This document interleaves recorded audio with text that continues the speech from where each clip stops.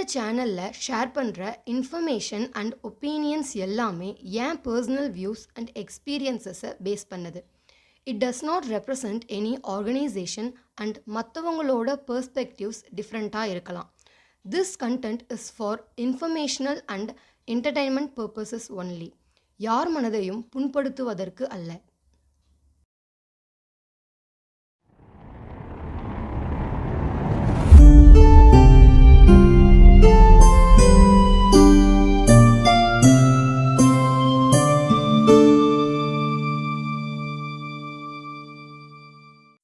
Hi readers, it's Selby time. இன்னைக்கு வெறும் book பற்றி மட்டும் பேசாமல் கொஞ்சம் வித்தியாசமாக ஏதாச்சும் வீடியோ போடலான்னு யோசித்தேன். ஸோ ஒரு போயமை செலக்ட் பண்ணியிருக்கேன். My last duchess by Robert Browning. நான் ஒரு literature student and I have seen people struggle with literature. என் ஃப்ரெண்ட்ஸ் அண்ட் தெரிஞ்சவங்க எல்லாருமே ஒரு பேசிக் ஐடியா கிடைக்கணும்னா யூடியூப் வீடியோ தான் பார்ப்பாங்க. ஸோ நானே ஒரு சேனல் வச்சுருக்கேன், அதனால் ட்ரை பண்ணலான்னு வந்திருக்கேன். முதல்ல ஆத்தர் இன்ட்ரடக்ஷன் பார்க்கலாம்.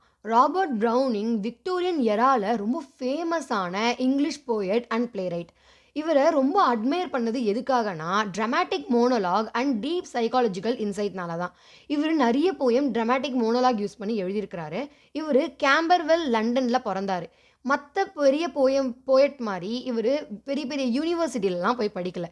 இவரோட ஃபாதரோட லைப்ரரியிலேயே நிறைய படித்தார் and he was influenced by Percy Shelley. Robert ப்ரௌனிங்கோட ஏர்லி ஒர்க்ஸ்னு சொல்லணும்னா பவுலின் அண்ட் பாராசிலஸ். பட் அவர் எதுக்கு ரொம்ப ஃபேமஸ் ஆனார்னா my last duchess and Porphyria's lover.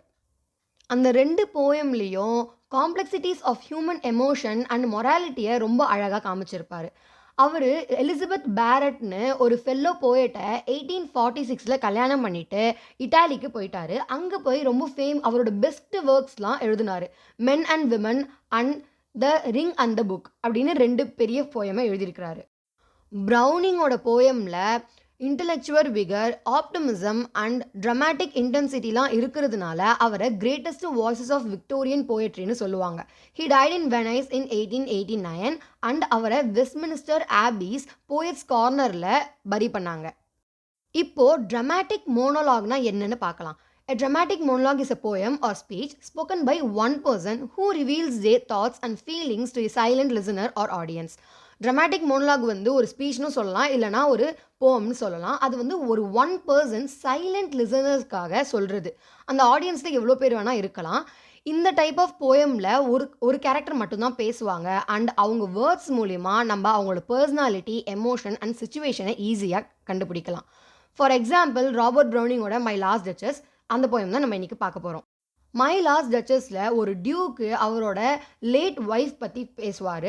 அதில் போக போக அவர் பேச அவரோட கேரக்டரில் jealousy and controlling nature reveal ஆகும். மை லாஸ்ட் டச்சஸோட இன்ட்ரொடக்ஷன் சின்னதாக சொல்கிறேன். My last duchess dramatic monologue. அது ராபர்ட் ப்ரௌனிங் 1842 எழுதினார். இந்த போயமில் டியூக் ஆஃப் ஃபெரோரா அவரோட ஃபார்மர் ஒய்ஃபோட போர்ட்ரேட் வச்சு ஒரு கான்வர்சேஷன் பீஸாக வச்சு இந்த போயம் ஆரம்பிக்கும். இந்த டியூக் இப்போ பேசுவார். யாருக்கிட்ட அப்படின்னு நம்ம பார்த்தோன்னா ஒரு representative of the family of his bride to be. இப்போ அவங்க ஒய்ஃப் இறந்ததுனால இவர் இப்போ இன்னொரு கல்யாணம் பண்ண போகிறாரு. அந்த ஃபேமிலிலேருந்து ஒரு ரெப்ரசன்டேட்டிவ் வந்திருப்பாங்க. அவங்கக்கிட்ட தான் இவர் இவங்க ஒய்ஃப் ஆல்ரெடி இறந்து போன ஒய்ஃபை பற்றி இவர் பேச போகிறாரு. அவர் பேச நமக்கு அவரோட அப்சஷன் அண்ட் கண்ட்ரோலிங் நேச்சர் பற்றி நமக்கு தெரிய வரும். That's my last duchess painted on the wall looking as if she were alive. I call that piece a wonder. Now Fra Pandolf's hands work busily a day and there she stands. Speaker duke of Ferrara அவரை பார்க்க வந்த guest எல்லாரையுமே வாலில் hang ஆகிட்டு இருந்த last டச்சஸோட பெயிண்டிங்கை பார்க்க சொல்கிறாரு. அது ஃப்ரா பாண்டால்ஃப்னு ஒருத்தரால் வரையப்பட்டது அண்ட் அது ரொம்ப லைக்காக இருக்குது. அப்படியே யாரோ உட்காந்துட்டு இருக்க மாதிரி இருக்குது. ஸோ இப்போ அதை ப்ரைஸ் பண்ணுறாரு. எவ்வளோ பிஸியாக இருந்தாலுமே ஃப்ரா பாண்டால்ஃப் ரொம்ப நுண்ணிப்பாக அதை பண்ணாங்க. இப்போ அவங்க உண்மையாகவே அந்த லாஸ்ட் டச்சஸ் அங்கே நிற்கிற மாதிரியே இருக்குது அப்படின்னு சொல்கிறாரு. Will it please you sit and look at her. இப்போ அந்த கெஸ்ட் எல்லாரையும் உட்கார சொல்லிட்டு அந்த பெயிண்டிங்கை பார்க்க சொல்கிறாரு. I said Fra Pandolf by design, for never read strangers like you that pictured countenance, the depth and passion of its earnest glance. நான் வேணும்ட்டே தான் ஃப்ரா பாண்டால்ஃபோட நேமை சொன்னேன். ஏன்னா அந்த பெயிண்டிங்க பார்க்குறவங்க எல்லாருமே, அந்த டச்சஸோட ஃபேஸ்ல எப்படி அந்த பேஷனேட்டான எர்னஸ்ட் கிளான்ஸ் வந்துச்சுன்னு எல்லாருக்குமே ஒரு கொஸ்டின் இருந்தது. ன்னு சொல்றாரு. But to myself they turned since none puts by the curtain I have drawn for you but I. வந்த கெஸ்ட் எல்லாருமே அவர தான் திரும்பி பார்க்குறாங்க. ஏன்னா, அவர் இந்த பெயிண்டிங் ஆக்சுவலா யாருக்குமே காட்ட மாட்டாரு. பட் என்னதான் இருந்தாலும் இவரு தானே அந்த கர்டைன ஓப்பன் பண்ணி காமிச்சாரு. ஸோ எல்லாரும் அவர் பக்கம் திரும்புறாங்க. And seemed as they would ask me if they durst how such a glance came there. So, not the first are you to turn and ask this. அந்த பெயிண்டிங்கை பார்க்குறவங்க எல்லாருமே என் பக்கம் திரும்பி அப்படி ஒரு கிளான்ஸ் எப்படி வந்தது, அந்த பிளஷ்ஷியான அந்த ஃபேஸ் எப்படி அந்த டச்சஸ்க்கு வந்தது அப்படின்னு கேட்பாங்க. இது ஃபர்ஸ்ட் டைம் இல்லை, இந்த மாதிரி இந்த பெயிண்டிங்கை பார்த்தவங்க எல்லாருமே என் பக்கம் திரும்பி இப்படி தான் கேட்டாங்க அப்படின்னு அந்த டியூக் சொல்கிறாரு.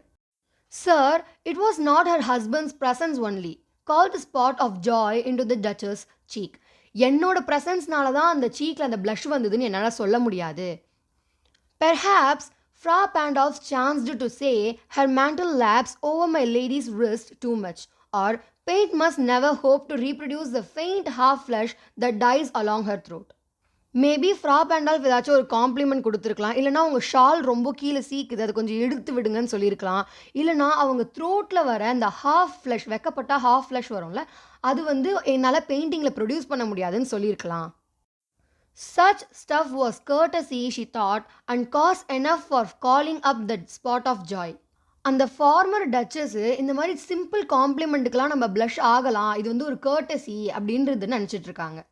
She had a heart, how shall I say, too soon made glad, too easily impressed.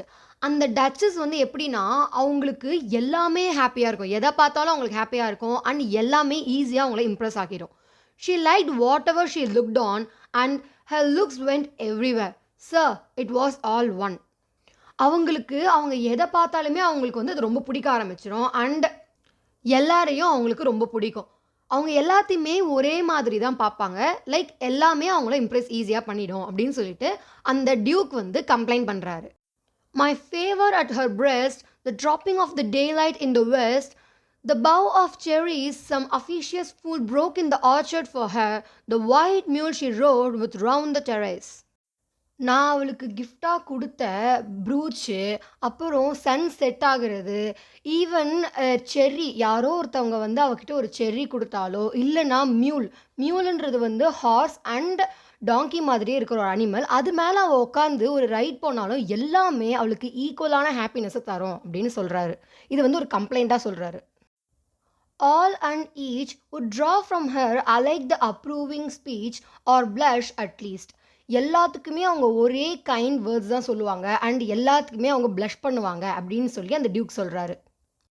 She thanked men good, but thanked somehow, I know not how, as if she ranked my gift of a 900 years old name with anybody's gift.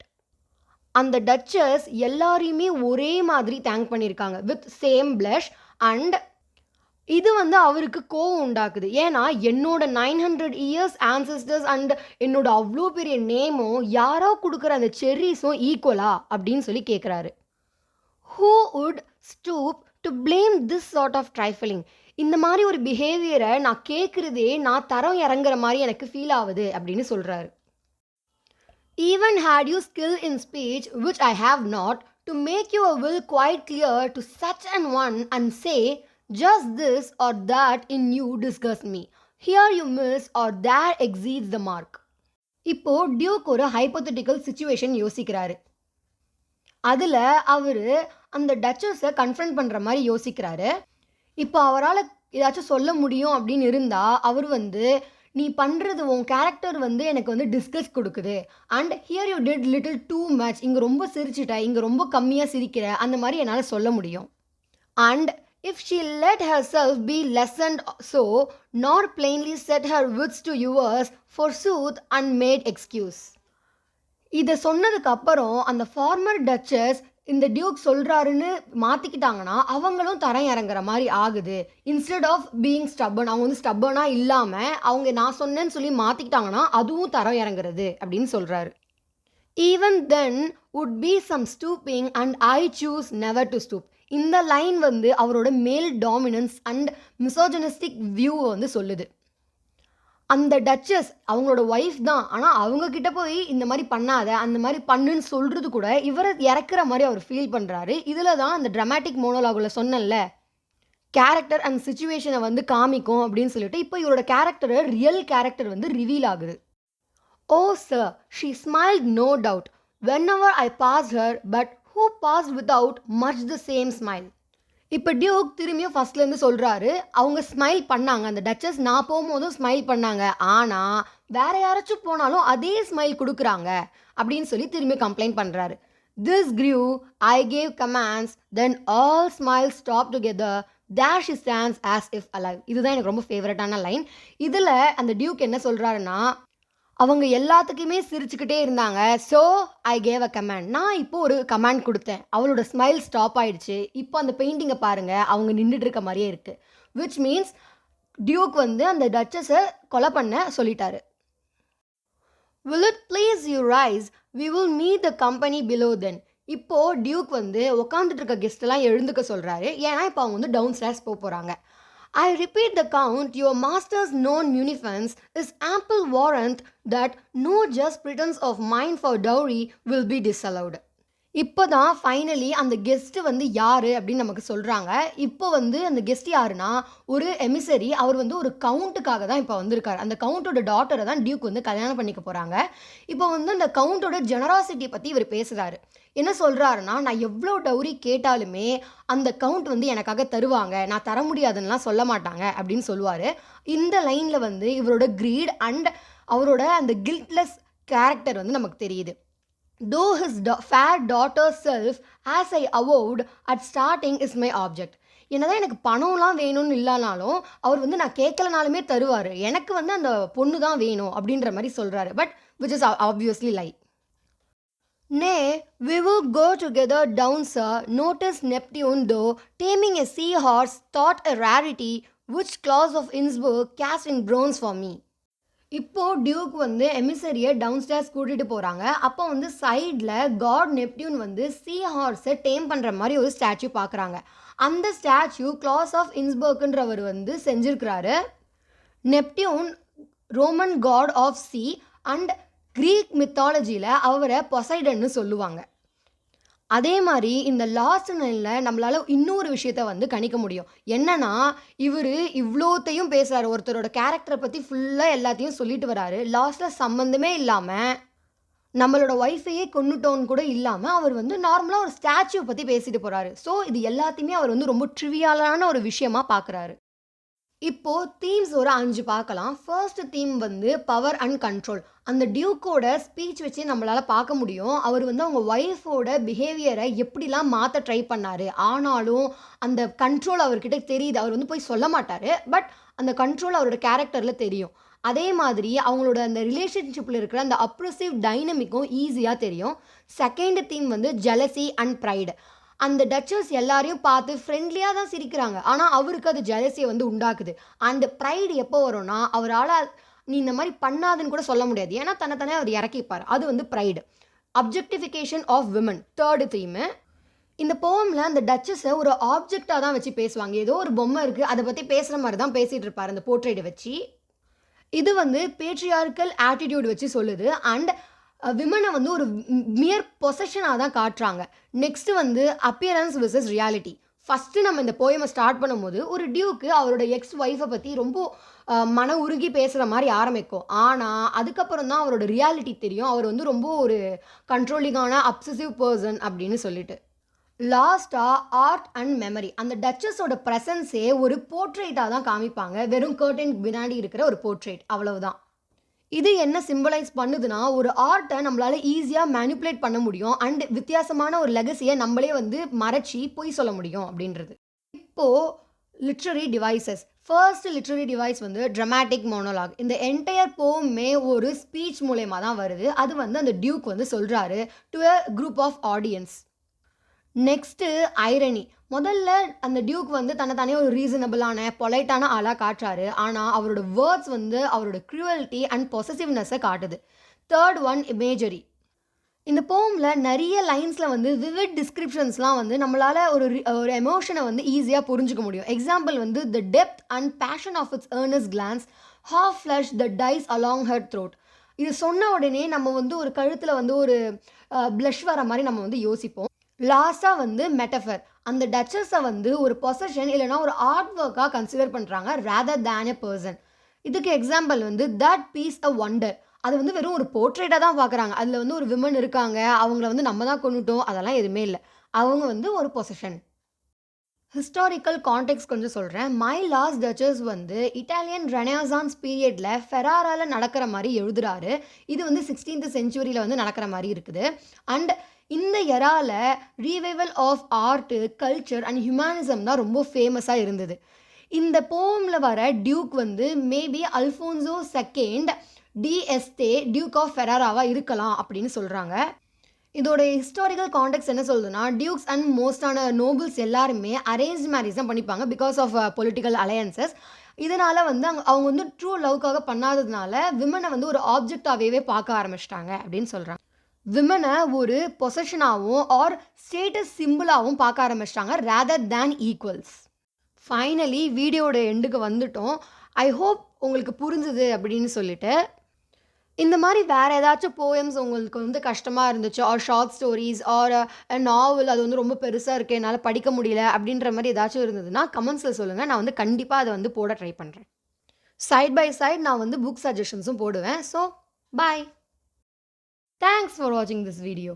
இன்னும் நெறைய book கன்டென்ட்டோட next வீடியோல பார்க்குறேன். மறக்காம like, comment and subscribe பண்ணிடுங்க.